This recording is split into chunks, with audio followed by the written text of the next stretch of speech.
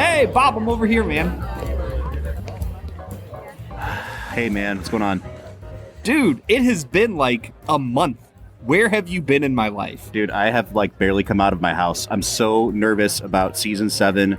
I feel like I've just been looking at my computer. I've been looking at SEO keywords. I've been building a new website. You're off having babies. Brad, what are we going to do, man? Like, what if we go into season 7 and we just don't have the magic anymore? I was born with the magic, baby. This is going to be the smoothest off season we've ever had. And season 7 might be our greatest season. So I think you're worrying about a little bit too much here. I don't know, man. I think I need a drink. What are you drinking today? Dude, I am drinking some of the greatest swill ever created on God's green earth. Listen, man, I think what we need to do, we just need to podcast this out. I just saw a really good movie. I want to introduce it to you for the first time, and I don't really know how else to do that except to podcast it. So will you just, in the middle of this bar, will you do this with me right now? Let's do this. In 1992, director and star Clint Eastwood gave the world a morose review of the world of Western killers. In 2023, we try the first of 5 Buffalo Trace bourbons. The film is Unforgiven. The whiskey is Benchmark Top Floor. And we'll review them both. This is the Film and Whiskey Podcast.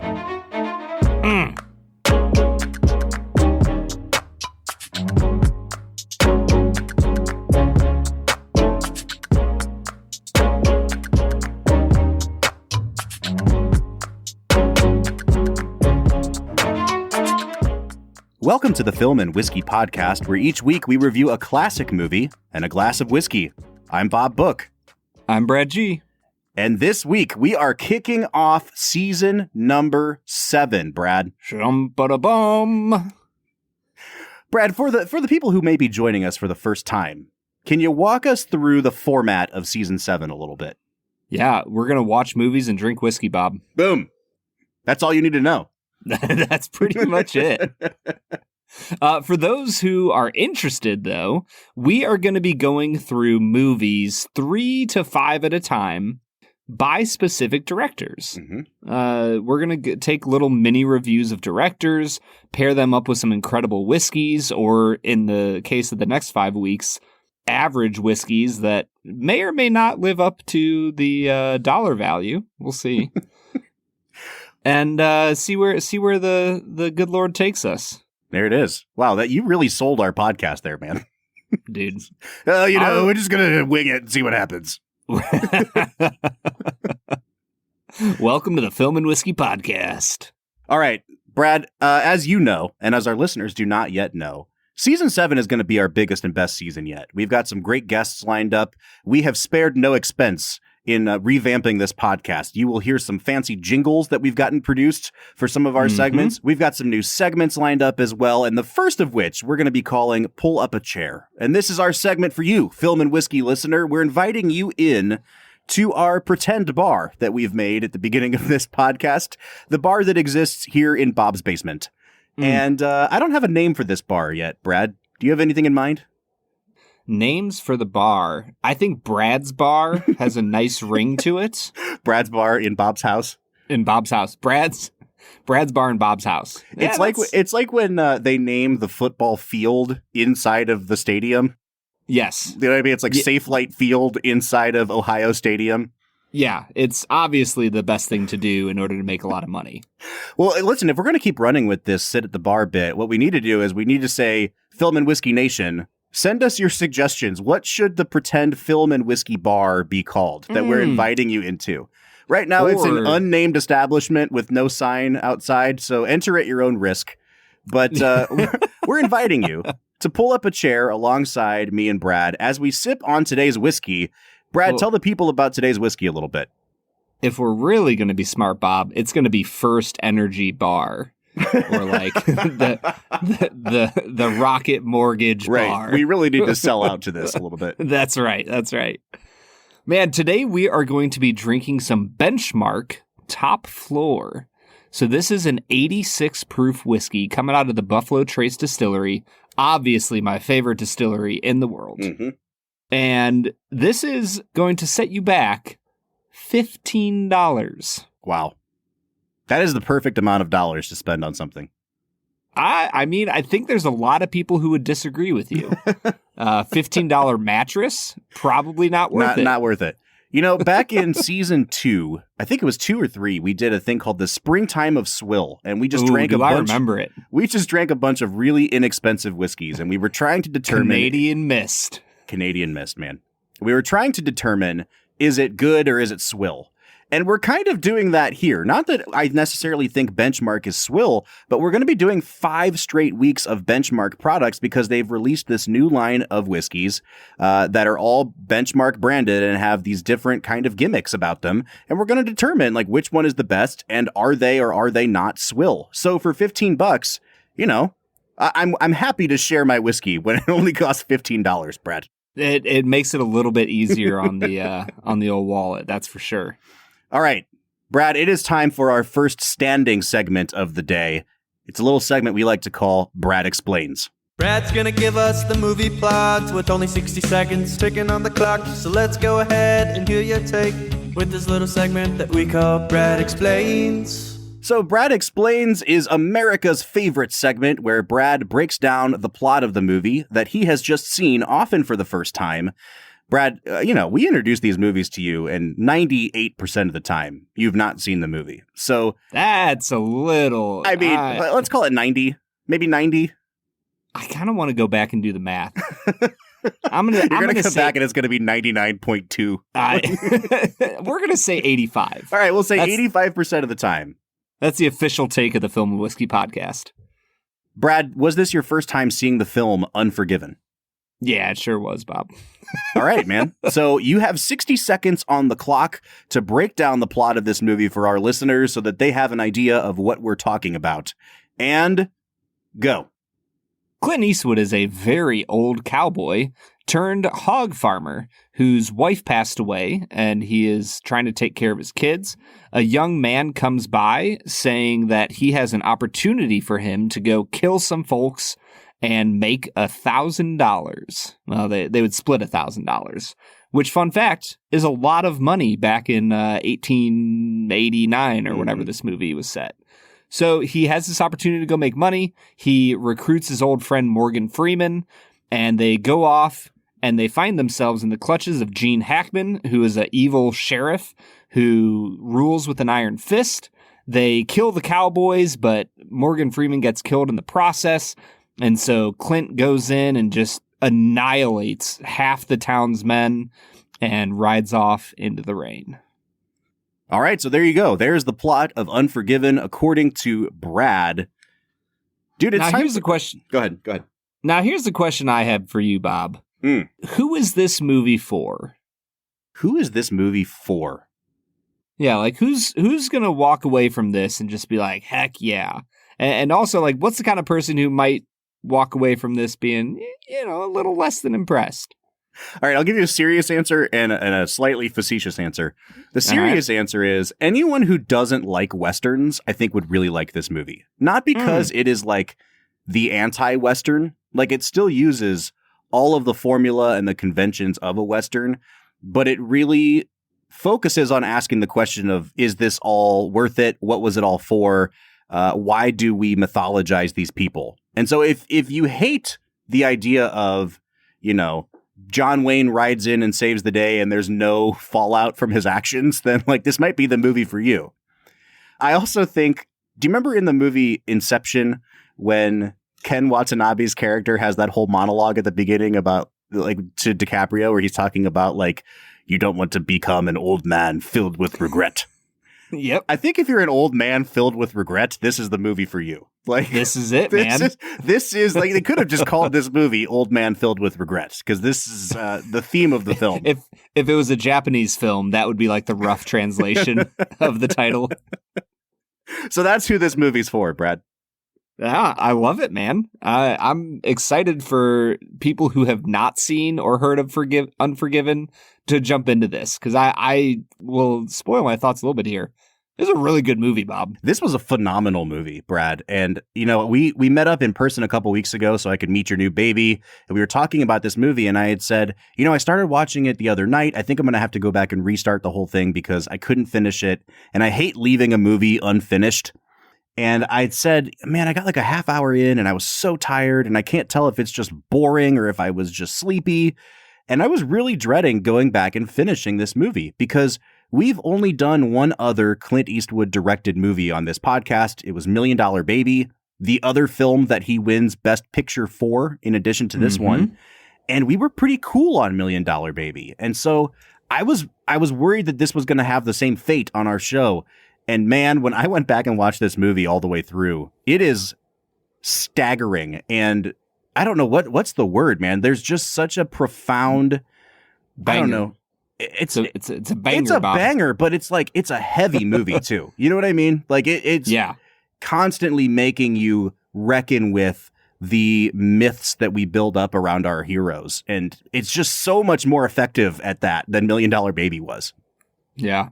Well, I mean, I think that when you look at the character of the kid, the Schofield kid, he represents everything that you want of like a generation that mythologizes violence and, being a badass and, all of these things. It tries to make those things seem like the coolest thing in the world. But when you actually get down to it, killing people is really terrible. It's pretty brutal. Yeah. So I think that he does a really incredible job of drawing out the dichotomy between what we think we are seeing when we hear about the old West and what actually happened. 100%. And, it's not by accident that it's Clint Eastwood that's doing this. This is a guy whose entire career had been built on the Western, from his time in TV to his time with Sergio Leone and his early, directorial films. They're all Westerns. And you start to see as he gets into the 70s and 80s that he's making these, I don't want to call them revisionist Westerns, but they're getting a little bit more morally gray, and they definitely call into question some of these mythologies that we've built up about the American West and the idea of the wholly good hero and the wholly bad guy. And then it kind of all culminates here. And what I really love, you were already talking about this, but one of the major themes of the movie is just the idea of what killing a person does to your soul. And there's not a lot of talk about the soul in this movie. There's definitely some, like, when Eastwood has a fever, he's having some sort of fever dream, and there's a semi-spiritual element there. But I mean, if we can describe it in spiritual terms, it's all about what happens to a man's soul after he kills another man. And you start to, like, by the time you get to the middle of this movie, Brad, every single scene is a recitation from different characters' points of view of one of, maybe two things. And it's the demythologizing of the American West and or what killing a person does to your soul. And it's like, it never gets old. It never seems repetitive, but the theme is really hammered home. Yeah. I mean, just the other day, I rewatched Network, Sidney Lumet's masterpiece, and this conversation makes me think about, if you want to go back and listen to our episode on that, it's probably season 3, I think, maybe 4. There's a reality where at the end of that film, Max Schumacher goes to Diane and basically says, hey, like, I'm the only thing, the only thread that is keeping you attached to humanity. And if you let me go, you're not even going to be a human anymore. And he leaves and she doesn't keep him. And the next scene, you see her ordering the death of the human being, the man who got her the position where she's at now. And it's like, there's just this reality where humans don't like to think about it, but our actions have consequences upon our soul. And they change us, and they form us into a new person. And if you don't think about stuff like that, then you're going to end up like William Money, Clint Eastwood, at the end of Unforgiven. Well, the framing device of this movie, too, it's like a classic setup for a Western. So these two cowboys have ridden into a town and they go to the brothel, and one of the hookers says something to him, and he attacks her with a knife and he cuts her all up and mutilates her and essentially gets away with it. Go ahead. The opening of this movie, like, I'm not a squeamish person, but maybe my mind wasn't in the right place for it. Maybe I was ready for a slow build up Western. Nope. But the first 5 minutes of this movie are brutal. Yeah. I was sitting there like, oh God, what is happening? Very jarring. And I mean, effective. And that's the thing, is like, when Eastwood uses violence in this movie, it is incredibly effective because it accomplishes the purposes that it sets out to accomplish. Violence is never glorified in this movie. Killing is never glorified in this movie. And I guess that's what I'm trying to get at, is the framing of this movie is, this prostitute has been attacked. No one will come to their defense. The sheriff is kind of not covering up, but okay with what happened and not seeking real justice. And so they put out a call to anyone who will come kill these two cowboys who mutilated one of their own.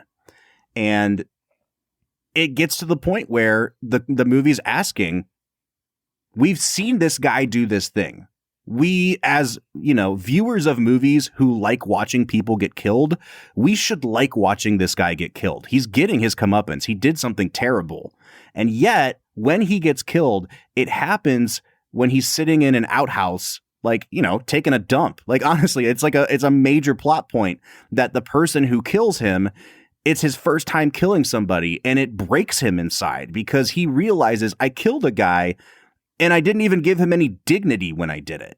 And I think that, like, for a movie like this, from a person like Clint Eastwood, to ask the question, does anyone really deserve to be shot down like this, even if you're taking their worst action into consideration?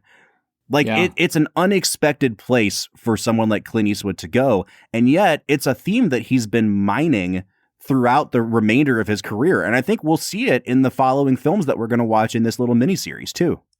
Yeah. And then you get to $1 Million Baby and he's just smothering people. But I mean, if you think think about, if we take the concept of violence, right? It could be physical violence in terms of abuse. It could be, shooting people. It could be emotional violence.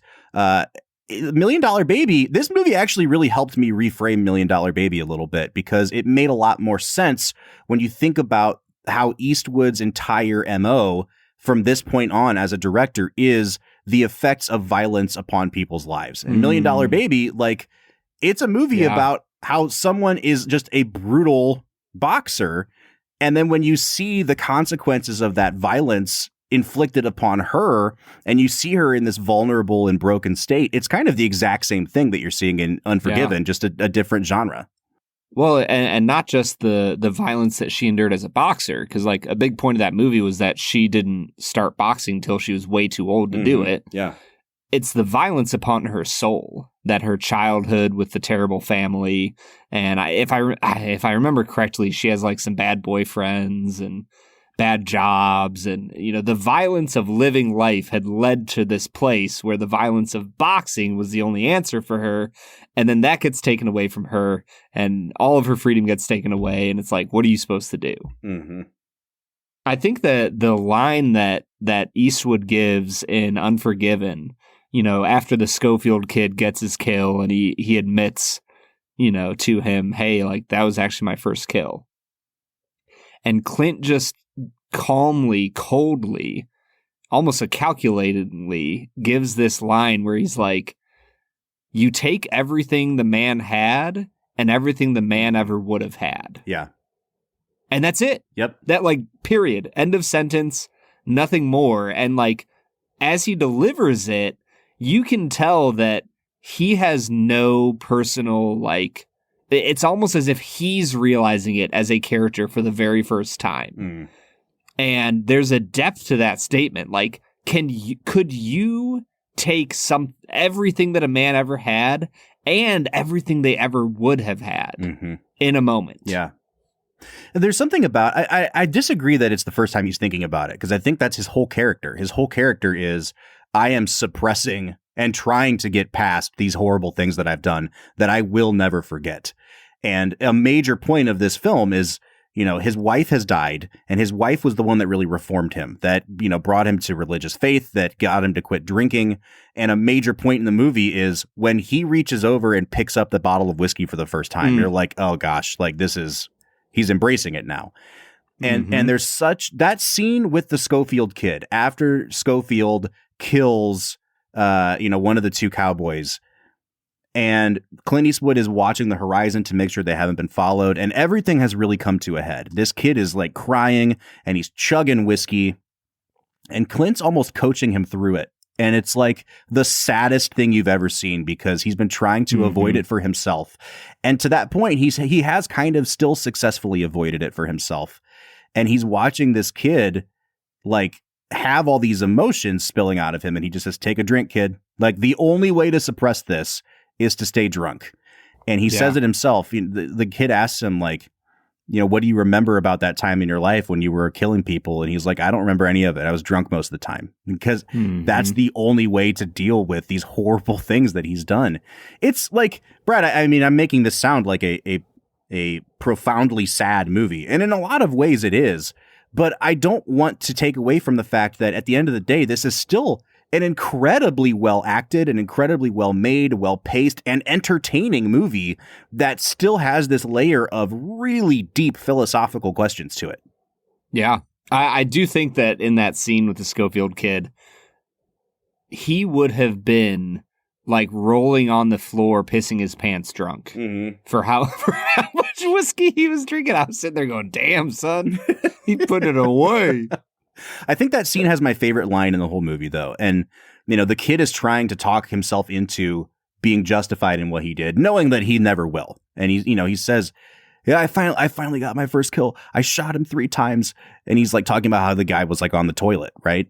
And he starts crying again. And he goes, well, I guess he had it coming. And Clint just says, we've all got it coming. And it's like, that's the moment where you're like, okay, I get the thesis of this movie now. The thesis of this movie is nobody deserves this under any circumstances. And yet this is like what we glorify when we tell these stories. Yeah. I mean, when you take that line and you pair it up with the final line that Clint gives to Gene Hackman, we haven't talked about yet, but we need to. Yeah. But he says to it, Gene Hackman is like, I don't deserve this. I was building a house. And Clint just looks at him and goes, deserves got nothing to do with it. It's so brutal, but so honest. Yeah. Like, Clint doesn't care if he deserves this or not. It's gonna happen. I just love this whole subgenre of movies. Oh, I mean, this movie has a bunch of subgenres it fits into, but, just a few weeks ago, the new John Wick movie came out, and John Wick falls into this trope again, too, of like, just when I got out, they pull me back in kind of a thing. Yep. But in this movie, you really get the sense of the tragedy that it is that the man has to take on the mantle of the angel of death again, right? Like when he goes into that saloon at the end of the movie and he kills everybody in there, it is not a heroic thing. And you may, as an audience member, still feel vindicated because he's avenging the death of his friend. But even as he's delivering these kind of classic, cool and cold Clint Eastwood lines, you're realizing that he's embracing, in a way, like his destiny is to never be able to shake this image of the angel of death. And in order to move on from it, he has to become it again. It's so much more tragic than when you watch a movie like a John Wick or, any of those movies. Like, because there is no valorization there. Yeah, he is. I think Angel of Death is the right description. And when you look at how everybody responds to his entrance into the bar, where, Gene Hackman is trying to put together a posse to go find them, and he just shows up in their saloon ready to kill them all, the reaction that they give is impeccably just awesome, because they're completely awestruck and terrified, and it just fits. All right, man, we've gone pretty long talking about like the philosophy of this movie. Do you think we should hit pause here and come back and talk performances, or do you want to hit a couple and then go to break? let's talk about a few of the minor roles, and then afterwards I want to get into Hackman, Eastwood, Freeman, and the big guys. Sure. All right, who do you want to start with? I'm curious what you think about the ladies of the night, the billiards ladies, if you will. I feel like if there's any characters in this movie that are underwritten, it's them. Like they're there to be scared, and they're there to spout some exposition every once in a while. I did really love what's her name, Frances Fisher in this movie, as kind of like the head prostitute. I don't know if there's a hierarchy of prostitutes, but she seems to be the matron. Yes, the matron. Bob. The matron. Sure. Because I just saw her again a few months ago when I went to the theater and rewatched Titanic. So Rose's mom. She was at the theater? She was. She was like, "That's me. I'm Rose's mom." Wow. Frances Fisher, what are you doing here? What are you doing in Fairlawn, Ohio? But yeah, I'm only used to seeing her as Rose's mom. She's not an actress that I've seen in a lot of things, even though she's been in a ton of projects. But for her to be a pretty substantial role in 2 Best Picture winning films that are considered, among the top 100 American movies ever made, in a 5-year span, like that's a pretty nice little feather in your cap. Yeah, I would say so. I think for me, the girl who plays the prostitute who got cut up, I think that they give her just enough lines, and she takes them and uses her facial features to really enhance the small bits that she gets. I just think that she makes an impact where she sees the world in a much grayer tone than a lot of the other characters. That she sees the goodness of the younger cowboy who didn't really have anything to do with the fight. And she sees the goodness in William Money in the way he carries himself, even though nobody else really does. And I wish that she had a little bit more screen time, because I think they could have developed her and her relationships a little more. But I liked her a lot. Yeah, that actress's name is Anna Thompson. I'm with you, man. I thought she was really, really good. I don't know if this character is small enough to fit into your small characters category, Brad, but can we talk about James Woolvett as the Schofield kid for a minute? He is like the most underplayed, he just takes the role. So subtle. And subtle. Thank you. I was searching. All right, so I have thoughts on him, because the scene with Eastwood where he's breaking down drinking whiskey is maybe the best scene in the whole movie, and it's the best scene in the whole movie because both actors are like on their A game. It's one of my favorite Clint Eastwood scenes I've ever seen. But that kid brings the goods in that scene. Yeah, he really does. The problem is, his character is supposed to be over the top and a little too juvenile and a little too green and naive. And even then, I feel like he does that, and he does it in a very annoying way, which is like right in line with how Morgan Freeman reacts to him the whole movie. But I still don't know if I think that he's like a very good actor, Brad. Yeah. Yeah, the entire time I was like, he feels like if you told like a college theater major to play a really hyperactive, imaginative, kid who is idolizing violence, like go play that. And he just plays it up way too much throughout the entire film. I don't know, man. It's hard because I texted you this earlier. It's almost like I think he did everything that Clint Eastwood asked him to do. So it's hard to say like, oh, bad performance. But it just wasn't good. And I don't know if that's fair to him or not, but that's kind of how I landed on it. It's just so weird because usually when we see a performance like that, it's consistent throughout the movie. And then you've got this one scene where it's like, oh, this guy could have been nominated for an Academy Award, Yeah, that's true. It's almost like he was, like when you're taking a class and you're like sitting in the D range and your teacher's like, hey, you really got to nail this final or you're like in danger of failing. And he's like, all right, cool. And he studies all night. And then he comes in for this one scene and he's like, boom, B- for the course because of the way it washed out. So no, that's honestly a really, really good metaphor. All right, man. Anybody else you want to talk about before we go to break? Can we talk about my boy Dumbledore? Richard Harris. Dude, it took me a solid 5 minutes, but there were just a few specific phrases and the way he delivered lines that I was like, wait a second. Is that freaking Albus Dumbledore? Dost mine ears deceive me? You know, it made me really sad to see how much he had physically degraded by the time you got to Harry Potter, because, here he's I think he's 60, 62 when this movie comes out. And everyone in this movie is a little bit older. That's the point of the film. So you think okay, 10 more years, he's 72. He's going to be maybe slowing down just a little bit. The man he's lived very hard. And, he dies in 2002 from all the complications of his alcohol and everything else. And so I'm only used to seeing him at his most frail in Chamber of Secrets, and then seeing him here only a decade earlier. And he is so much more athletic and, just got his wits about him a little bit. It's kind of shocking for someone who's only used to seeing him in Harry Potter. Yeah. What did you think about him here? I thought he was good. I thought that his character, again, might be a little underwritten, because his character is kind of just a plot device to get Beauchamp, the biographer, in front of Little Bill. And he's the first example of somebody having their mythology come crashing down around them.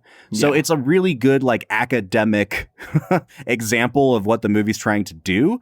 But then his character gets put, in a buggy and escorted out of town, and you don't hear from him again. And it's kind of well, I'm glad we got Richard Harris to come do this movie, but I feel like you could have gotten 50 people to come do that character. I don't know that there was anything specific to Richard Harris that made that character any more or less memorable. Yeah. I think for me, the whole purpose of his character felt like another person being demythologized, but B, it was to set up Gene Hackman as this unbeatable titan of law and defense of the town. Mm-hmm. And, his ability to defeat this incredible man was, that's kind of what he was there for. I thought he was fine. I thought he turned in a good performance. Honestly, I think my favorite plot device that Eastwood uses as a director is the writer Beauchamp, if only for the fact that he kind of jumps from mythology to mythology. He's like, I'm going to write this thing on the Duke of Death, I think they call him. Mm-hmm. And then, he's kind of actually not that great. So I'm going to write it on this incredible sheriff who is, defending the townspeople and rules with an iron fist. And, I'm going to write this thing. He got killed too. Well, I guess I'm going to follow this new guy, this William Money. He's a legend. He's all these things. And I love how Eastwood shows if he only understood that if you actually wanted to follow and mythologize these evil men, you would die.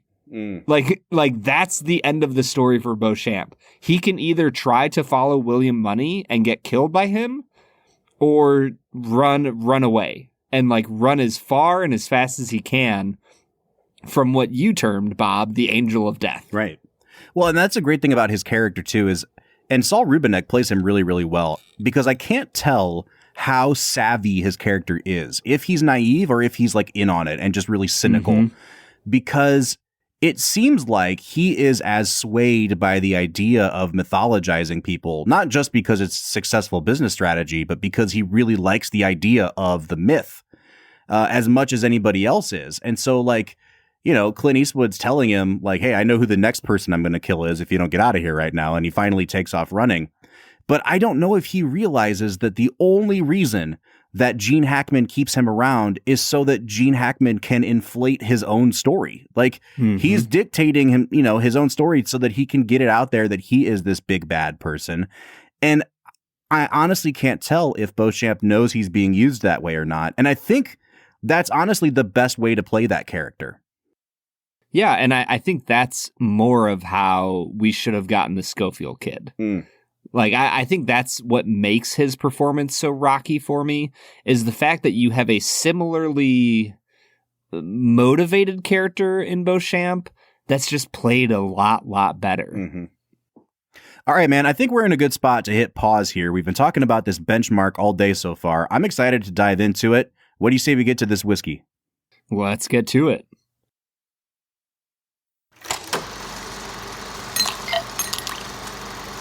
All right, everybody. Today we are talking about Benchmark Top Floor. As I said at the top of the episode, this is an 86 proof whiskey coming out of the Buffalo Trace Distillery. And according to them, it is aged on the top floor of their warehouse, and it ages comparatively more quickly because, and I'm quoting their website, heat rises. It sure does. So, who knew? I do love I love the gimmick here, which is we're gonna bottle just the top floor because in theory, scientifically, heat rises, and so it should evaporate more things out of this whiskey quicker, causing it to expand and contract quicker, causing it to age quicker. I understand that, but what they're essentially saying is like, you're not going to sell something on being rapidly aged unless you're kind of implicitly admitting that this is not aged very long. Yeah. You know what I mean? You're not going to be like, hey, this is Lagavulin 16, but we aged it on the top floor, so it's really like Lagavulin 28. You know what I mean? Like, right. There's a reason that they're doing it with the $15 benchmark here. This is a non-age stated bourbon. So we're assuming that it is at least 4 years old, at least, in the blend it is. But we don't really know how long it's been aged. And it sounds like they're trying to pass off some really young whiskey that might taste a little more matured. But they know what they've got on their hands, I guess is what I'm saying, age-wise. Yeah, I was going to say, it has been aged long enough to charge $15. So if that tells you what you need to know, then here we are. So it's been a long time since we've had Benchmark. Episode 1 of Film and Whiskey was Benchmark. Ooh, Benchmark number 8. Goodfellas. What an episode. What a film. What a picture. What a moving picture. So it's really hard to compare. However, we will be drinking Benchmark here again in a couple of weeks. I will explain that as we go on in the episode. But for now, Brad, let's talk about Benchmark Top Floor. What are you picking up on the nose? For me, it gets a little bit nutty at the front end. I almost like an almond shavings, like kind of like a sliced almond feel. And I say that because I actually like almonds, but of all the nuts out there, they don't have a ton of flavor or nose to them. They're just kind of generically nutty, and that's kind of what I'm getting here. There's some vanilla going on. There's like hints of caramel. It's not overly sweet. But I'll be honest, man, there's not much to detract here. I like this nose. It's generically pleasant with a little bit of nuttiness. I'll give it a 7 out of 10. This is not an overly grainy nose, although I am picking up a little bit of rye here. But where it smells young, Brad, is kind of like every once in a while I see this note in bourbon nosings about green wood, which is basically just like, unaged wood. This does smell like almost like fresh cut lumber, and it almost has that like slightly sour smell to it of like brand new chopped down tree kind of a thing. Yeah. And so like there's a little sour note on the nose for me that is just taking away slightly from the experience. I'm with you on the almond though. For me, it's more like an almond cake. Like I get like a pound cake with almond extract in it. But that sour wood note is making me think that it might carry through a little bit to the flavor. So I'm just going to give this a 6.5 on the nose. Yeah, and as we get into the palate, it turns very oaky on the palate. And then, there's a little bit of caramel. The vanilla turns almost into a bright cream soda. It's almost got that, bubbly taste to it. For me, the part that's hard is that it's like a little bit overly done toast, like kind of slightly burnt, a little bit carbony. I'm coming down a little bit from the nose, but not too far. It's a decent tasting whiskey. I'll give it a 6 out of 10. It's not a very sweet whiskey. And I think the first note that I got was that wood, like that unaged wood. And it almost coats your palate. It's kind of oily that way. And then you get that kind of classic Buffalo Trace spicy note to it. But I will say, like, Not a bad whiskey. I just don't know. Like, I feel like this would go really well in a cocktail where you're adding some sweet elements to it, but it doesn't have that kind of classic round caramely bourbon note on its own. So if you like a spicier, bolder bourbon, I actually think that this flavor profile might be the way to go. As you know, Brad, I like my sweet bourbons. So this is not like my preferred wheelhouse, but I'm going to give it a 7 out of 10 on the flavor. Oh, wow. Yeah, so on the finish, I think I'm going to just cut it down the middle and give it a 6.5. It's short and sweet, doesn't last a long, long time. For me, it almost turned into a tiny hint of tobacco, and the vanilla really stuck through to the end. Nothing to write home about, but, solid. Yeah, I think this is where this kind of suffers. Like the wateriness of it really comes through at this point. Even at like 90 proof, I wonder how much better this might be. But it's not unpleasant. And for an 86 proof whiskey that costs $15, I was expecting a worse finish than this. So it's kind of like, do I grade it objectively or do I grade it on the curve based on what I was thinking I would get? I think I'm with you. I'm going to give it a 6.5 on the finish here. Yeah, and as far as balance goes, Bob, this is just like a really honest delivery through the entire experience. Like, the nose sets you up for the taste, which sets you up for the finish, and it doesn't have any really high highs or low lows. I'm going to give it a 7 out of 10 on balance. Like, there's not enough complexity here for me to give it a higher score than that. I think this is its ceiling as far as scores go. But yeah, man, like it's fine. It's a well-balanced $15 whiskey. Yeah, Brad, I think I'll also give it a 7. I was tempted to give it an even higher score than that. But I think for now I'll give it a 7 because I want to reward it even more on the value. Now, these have just recently started being sold in Ohio. I actually don't know if they're like statewide yet. We had to go to Kentucky to pick up these 5 bottles of Benchmark, which is just hilarious to say that we went to Kentucky to buy $15 whiskey. But, we do it for you, Film and Whiskey Nation. So in Ohio, Brad, what have they set the price for Top Floor at? Bob, it is $14.99. This is at least an 8 out of 10 on value. And now that they don't make like Heaven Hill Green Label anymore, I don't know what you can get for $15 that's better than this. Because even like Evan Williams White Label is at least 20 now. Yeah. Like, I'm going to give it a 9 out of 10 on value. Yeah, I'm going to give it a 9.5. Bob, I think this is an incredible value. At $15, this is a whiskey that if you wanted to, you could sip neat. If you wanted to put it in a cocktail, that would be the best place for it. But like, there's a lot of people who are spending $30 to $40 on cocktail mixers. Yep. And I would tell you any day of the week, go buy some Top Floor. Like, it's got some flavor to it. It's got a little bit of spice. And for being 86 proof, it doesn't come across as a low proof whiskey. No. So I don't know what better value you could get at $15. There are very few 86 proof whiskeys that I think would give a cocktail enough of a backbone to justify themselves.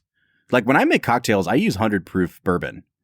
But I think that I could get away with this 86 proof because it has so much of that spice to it, and it would work really, really well. So, yeah, I'm going to give this a huge recommendation. It's a 36 out of 50 for me. Brad, what are you coming to?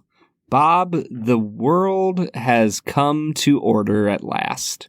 I came to a 36 as well. Oh, nice. Yeah, look at us. Now, would you recommend trying or buying or both?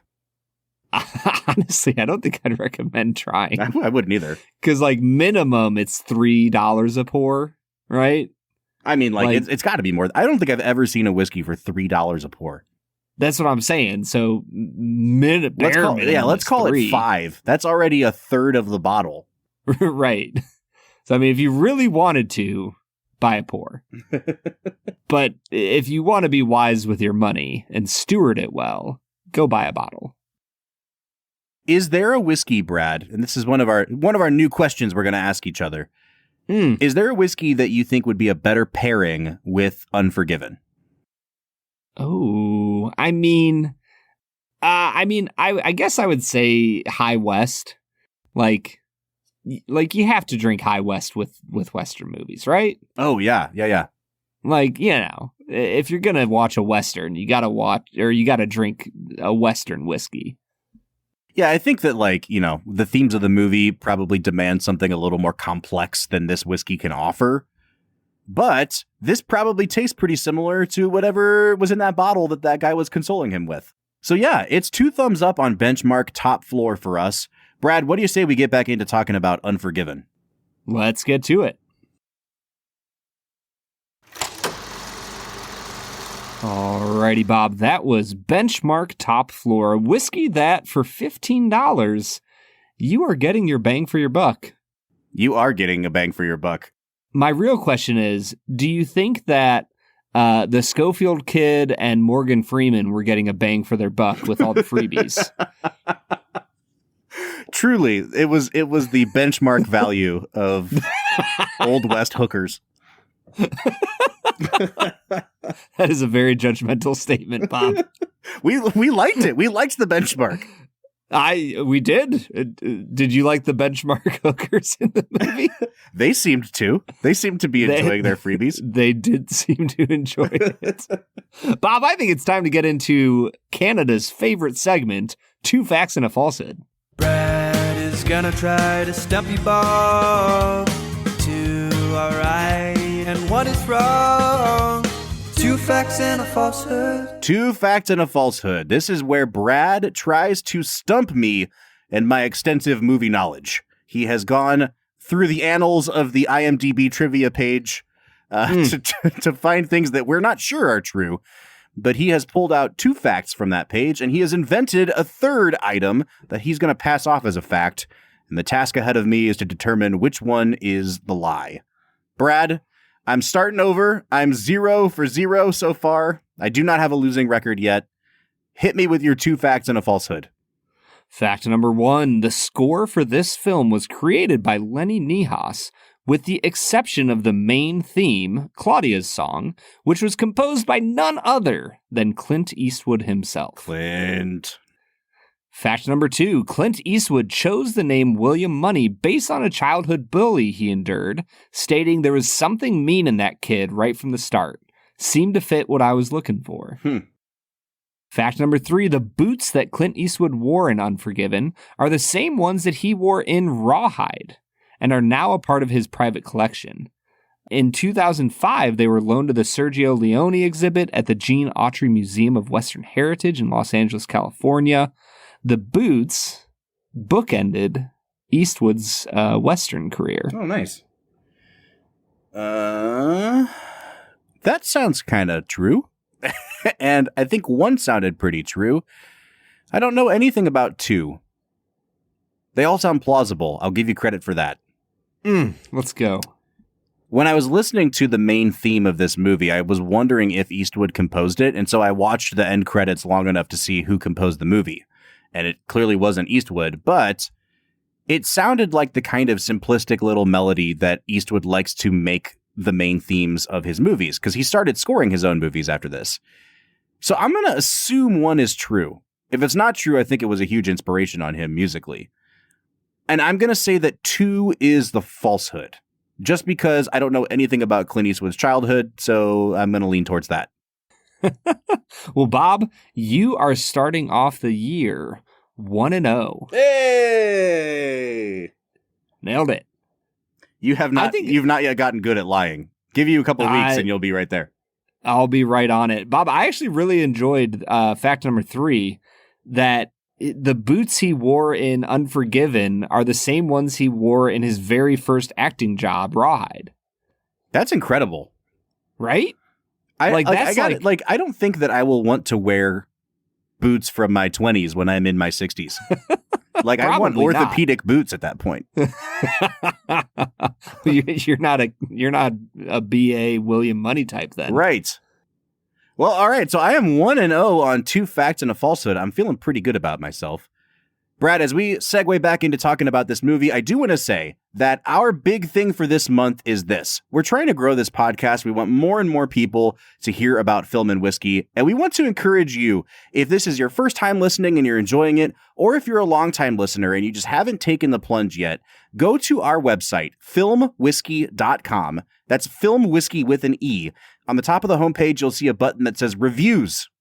Leave us a review. It helps us so much in the algorithms on Spotify and on Apple Podcast for you to just leave us a quick 5-star review and write a couple sentences about us. You know what? Honestly, Brad, even if you just think we're a 4-star podcast, because surely we're no lower than a 4-star podcast, honestly review us. Leave us a review on the platform of your choice by going to filmwhiskey.com, and you will be entered into this month's giveaway. We're giving away copies of the new movie Scream 6, starring Courtney Cox and Jenna Ortega. We will choose a few winners at the end of the month from the people who leave us a review on filmwhiskey.com. So if you'd like a copy of Scream, I've heard really good things about it, head over to filmwhiskey.com, leave us a review.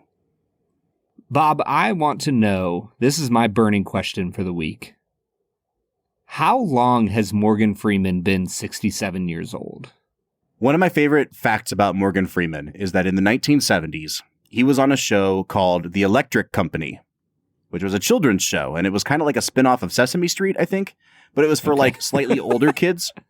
Okay. And that was like one of his first big breaks as an actor. Uh-huh. He looks 47 years old in The Electric Company. And then you get to like Unforgiven and Shawshank, and it's like, oh, this guy is already 60-something years old. And the thing is, I think now Morgan Freeman is in his early 80s, but the math doesn't add up because he's been 50 for like 76 years. Mm-hmm. Yeah, I don't know how the man does it, but he just has looked the same for forever. Like, I saw a meme the other day that was like, it was like an AI-generated picture of famous actors with like young them and older them. Did you see this? No. And it's like cheesy 90s family pictures where like old Leonardo DiCaprio is like standing with his hands on like Titanic Leo's shoulder, right? Okay. And there's a few of them. It's like Leo and a few other people. And then it gets to Morgan Freeman in the bottom right, and it's just the same Morgan Freeman as both of himself. And I'm like, yeah, that's Morgan Freeman. And I feel like Unforgiven Morgan Freeman is his age in everything I've ever seen him in. Let's talk about his performance a little bit, because I have thoughts on his performance. I don't feel like he is an important enough character in this movie. And they tried to make him important. Like, he's clearly important to Will Money, and that's his best buddy, right? But when he leaves towards the end of the movie, it's like, you know what's going to happen to him. And you do feel his absence a little bit. And I almost feel like similar to what I do with him in Shawshank. And his performance in Shawshank, I think, is just better than in here because he's got a little bit more to chew on. But part of these Morgan Freeman roles from the early 90s are that he's like just slightly more naive or simple than the main character. Like in Shawshank, Andy is a genius and Red is constantly amazed at all these cool things Andy does. And in this movie, there's a little bit of like, you know, they're on the same level, but he's still a little bit more reactionary. He's not as cool-headed as Will Money is. And I feel like when you start to see Morgan Freeman really come into his own in leading roles later on in the 90s and in the 2000s, I think we kind of realize what we missed a little bit. And I think they could have given him a couple more layers and some more meat to chew on in this movie than they did. He does a great job. I wonder if his character is a little bit simplistically written. Yeah, I think that was the big thing for me. I also entered this for some reason thinking that he won Best Supporting Actor in this film. And, you know, it turns out that was actually Gene Hackman, very well deserved. And so it almost made me struggle even more, where I was like, man, how did he win a supporting actor for this? Because he just didn't have enough to do. And I feel bad saying this, but I'm like, this is just a really forgettable Morgan Freeman performance. And I hate to say that because he's, incredible. He needs to narrate everybody's lives. I like him a lot in this movie, but you're right. He feels less consequential than he should. Yes. Yeah, that's a really good way of putting it. He just kind of shows up and basically calls, money out on like, we're old now and things have changed and it's not the same anymore. And Clint Eastwood just keeps going like, yeah, I get it. Yep, we've changed. And then when it comes down to it, he can't shoot the cowboy and he's developed a conscience. And the guy who supposedly developed a conscience in Clint Eastwood kills him. Mm-hmm. And so his character just feels a little confusing to me, I think. All right, let's talk a little bit about Gene Hackman, who does win Best Supporting Actor. And I'm with you, man. I thought for the longest time, Morgan Freeman won an Oscar for this movie. It's like a Mandela effect thing for me. Mm-hmm. I don't understand it, but it's Gene Hackman, and that makes a lot more sense because Gene Hackman's really, really good in this movie. This is, I think, only our second Gene Hackman movie, surprisingly. Yeah. I was going to say, we have not seen him very much. What was the other movie, Bob? The Royal Tenenbaums. Oh, yeah. And you could not get more different performances.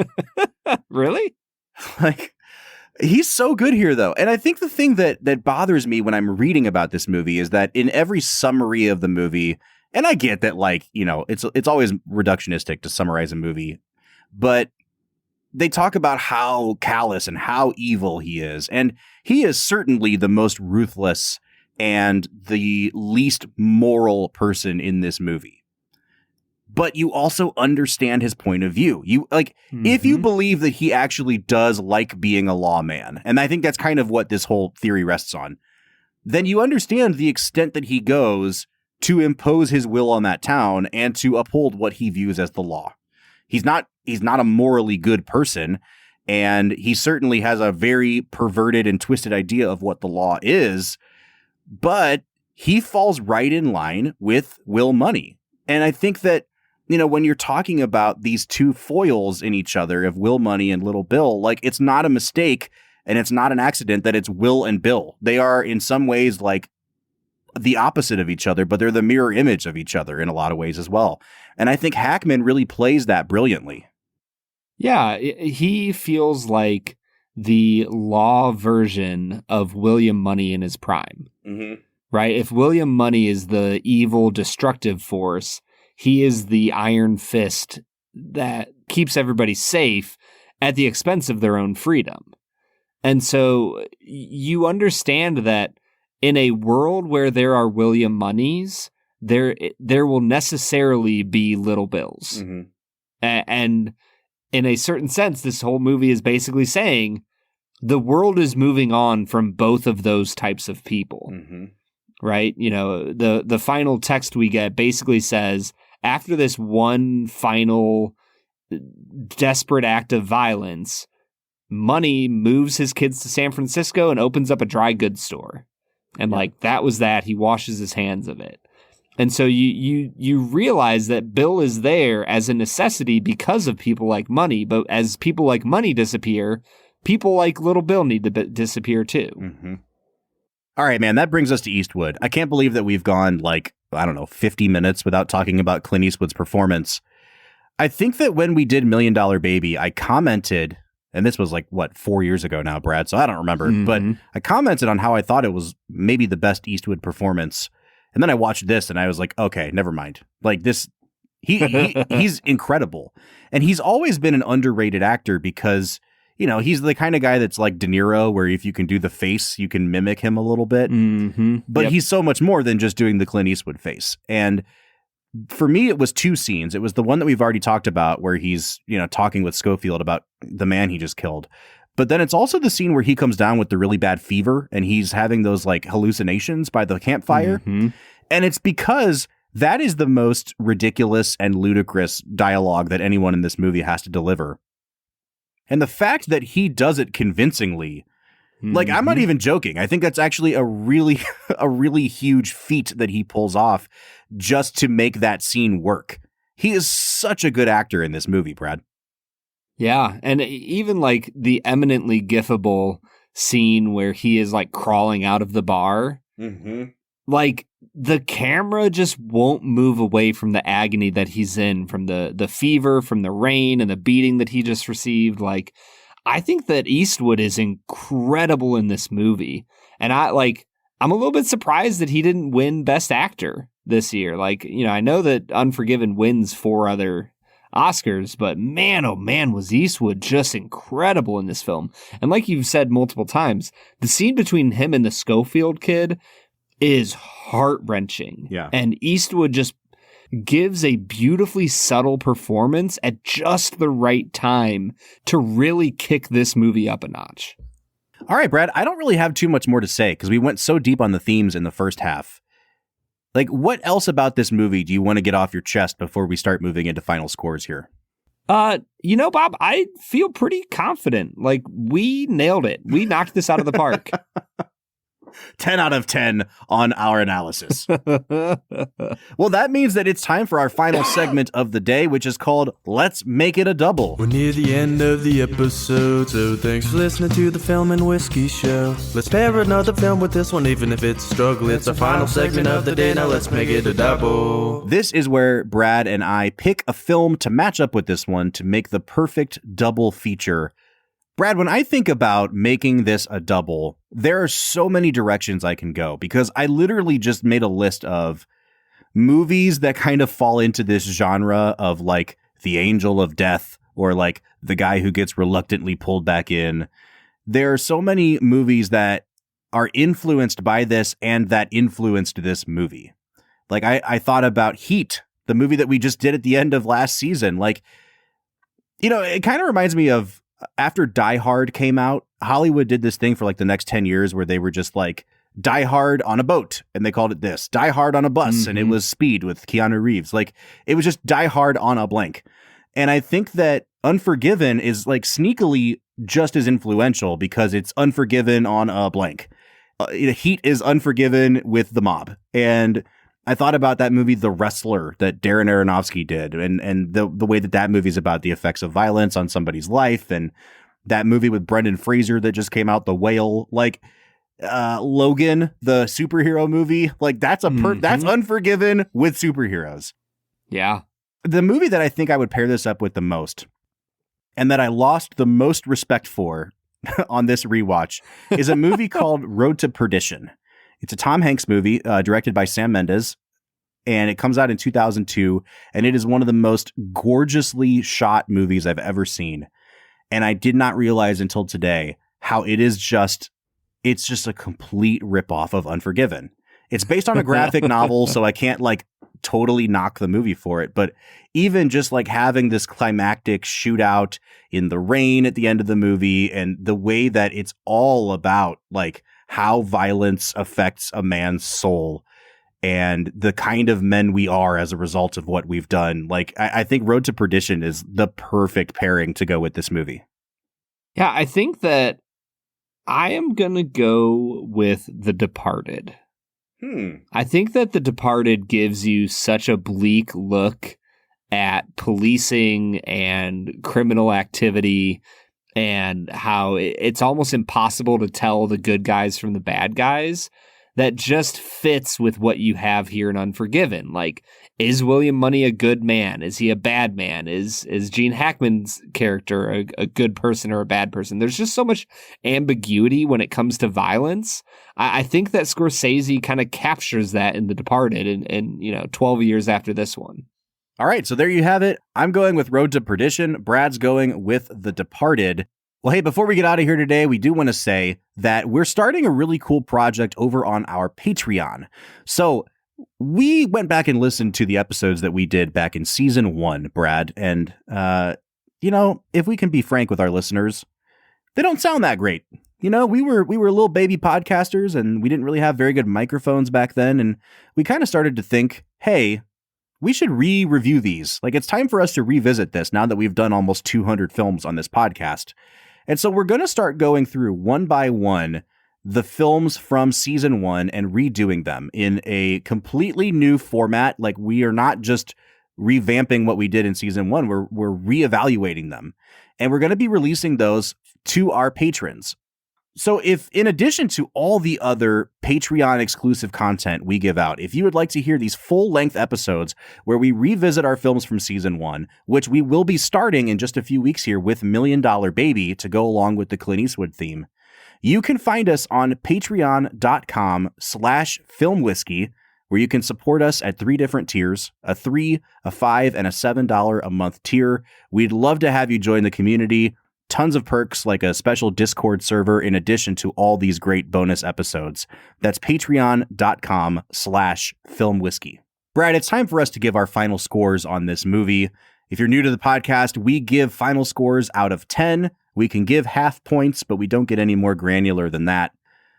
Brad, I think I'm kind of tempted to give this movie a 10 because of its cultural impact, because of, how well it holds up and the questions that it asks and doesn't answer. It has that great ambiguity to it that I love in movies like Gone Baby Gone.